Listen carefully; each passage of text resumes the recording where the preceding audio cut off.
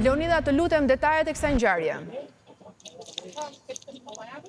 Përshëndetje Fabiola, në fakt është një ngjarje e cila është regjistruar vetëm pak minuta më parë në lagjen numër 12 të qytetit të Durrësit, në një agjenci imobiliare ku vajza dhe djali ishin të punësuar, ndërkohë që në këtë zyrë ka hyrë dhe babai i vajzës, shtetasi Mikel Ndoj, i cili ka qelluar mbi vajzën 2 herë me thikë. Në këtë moment e ka ndërhyrë dhe djali që ishte kolegu i vajzës, ishte i pranishëm në atë momente në vendin e ngjarjes për të shpëtuar vajzën nga sulmi që po i bënte jati i saj.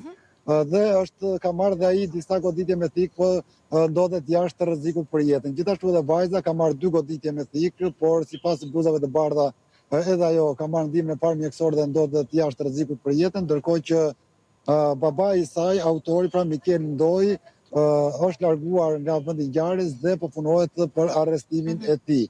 Ende nuk dihet motivi i kësaj ngjarje, dihet që 2 të rinjt ishin të punësuar në një agjenci imobiliare, ndodheshin të dy në vendin e tyre të punës, ndërkohë që babai i 24 vjeçares ka shkuar dhe i ka kërkuar sqarime vajzës së tij Në lidhje me? për diçka që kishin një konflikt të mëparshëm që kishin në familje, pasi babai është i divorcuar nga nëna e saj, ka një mosmarrveshje familjare mes babait dhe vajzës, dhe i ati në këto momente ka nxjerrë thikën dhe ka goditur 2 herë vajzën e tij.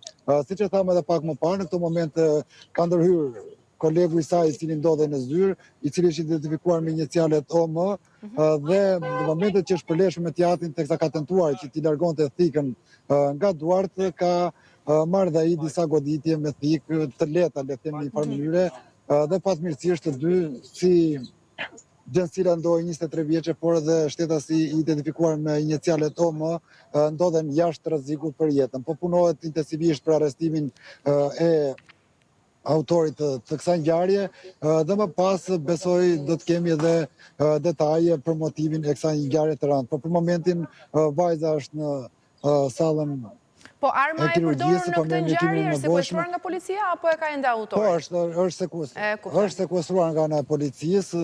E kuptoj. Pasi njëherë ai është larguar nga vendi i ngjarjes dhe ka lënë armën pikërisht në ambientet e zyrës ku ka ndodhur edhe ngjarja. Mirë, faleminderit Leonida.